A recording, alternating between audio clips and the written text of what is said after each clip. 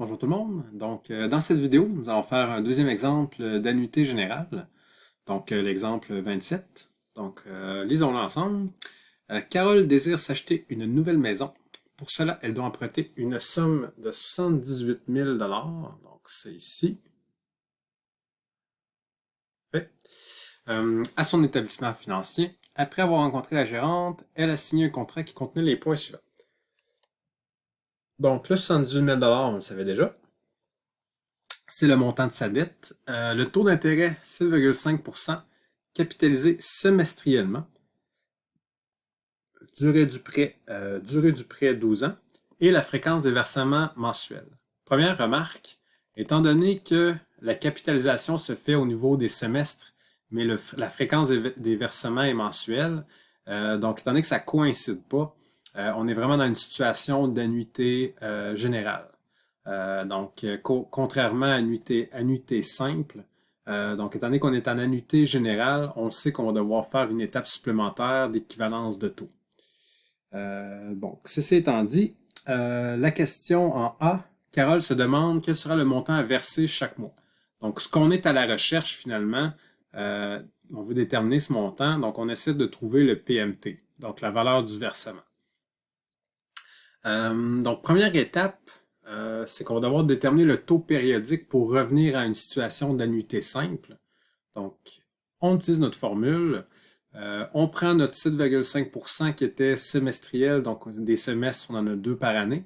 Donc, on divise par 2 et on met un exposant 2. On met ça égal à 1 plus I. Le I, c'est lui qu'on cherche à trouver, qui est notre taux périodique, mais mensuel. Donc, étant donné qu'on est mensuel, ici, on va mettre un 12. Et tout ce qui nous reste, c'est à isoler le I. Donc, pour isoler le I, on va faire un exposant 1/12 de chaque côté. Donc, ici, on va être rendu à 2/12. Et on a aussi un 1 qu'on va balancer de l'autre côté. Donc, on a soustrait par 1. Donc, si vous calculez tout ça, ça va vous donner ce taux d'intérêt-là. Gardez-vous quand même une assez bonne précision au niveau du taux d'intérêt. Donc là, ici, j'ai gardé 4 chiffres significatifs. Ensuite, maintenant qu'on connaît ce taux d'intérêt-là, notre situation est vraiment revenue à un cas d'annuité simple, donc on peut réutiliser ces formules-là. Ici, on est dans une situation de remboursement. Donc, sachez qu'on est en fin de période. Donc, ça ici, c'est important pour la calculatrice. Donc, de s'assurer qu'on est bien en end. Donc, à partir de là, on aurait pu le faire avec la calculatrice financière, mais je vais le faire avec l'expliquer à partir de la formule. Donc, on reprend la formule de valeur actuelle en fin de période pour les annuités simples, maintenant qu'on a le bon I, et on remplace nos éléments. Donc, on savait qu'on avait 78 000 $ d'empruntés. On est à la recherche du PMT, donc les paiements, c'est-à-dire les versements. On a combien de périodes de capitalisation? Donc, ça dure 12 ans et on est en mois, donc 12 fois 12, on a 144 mois. Donc, c'est ça qu'on va mettre un moins 144 ici. Et notre I, on l'a calculé, donc on le met à la bonne place.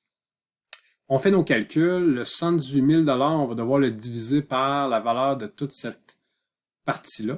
Donc, quand vous faites 78 000 divisé par ça ici, ça va vous donner la valeur du PMT de 818,28. Donc, même si ça varie de quelques cents, c'est pas très dramatique.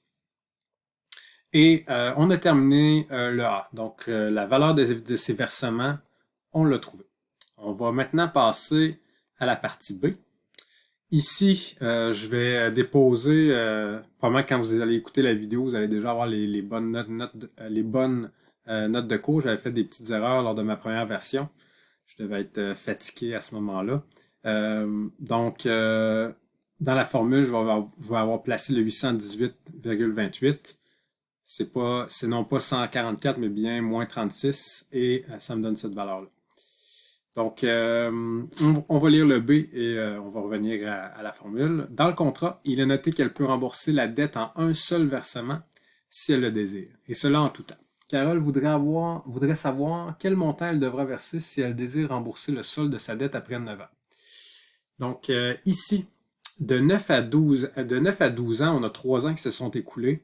Donc, 3 fois 12, on a 36 mois dans cette période-là. c'est 36 mois dans lesquels il y aurait eu normalement des paiements. Okay, les paiements qu'on a calculés de 818,28. Alors que, de ce qu'on comprend de la situation, c'est qu'après 9 ans, donc c'est-à-dire au 108e mois, Carole voudrait pouvoir tout de suite payer ce qui lui reste dans son solde. Donc, pour connaître la valeur du solde, en fait, on doit faire reculer tous les paiements et revenir au 108e mois. Okay? C'est-à-dire que en faisant ce processus-là, c'est comme si on oubliait l'existence des 9 premières années, en quelque sorte, et on veut connaître la valeur de la dette quand on revient au 108e mois. Ça veut dire qu'on va reculer les 36 mois, les 36 paiements pour revenir juste ici. Donc, on prend la même formule qu'en haut finalement, donc la valeur actuelle pour des paiements en fin de période. Donc, on place le PMT qu'on avait trouvé, juste ici.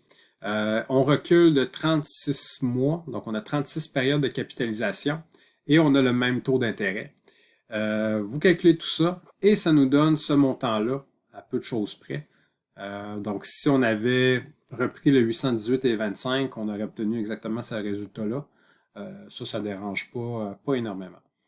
Donc, ça termine le deuxième exemple d'annuité générale. Et voilà.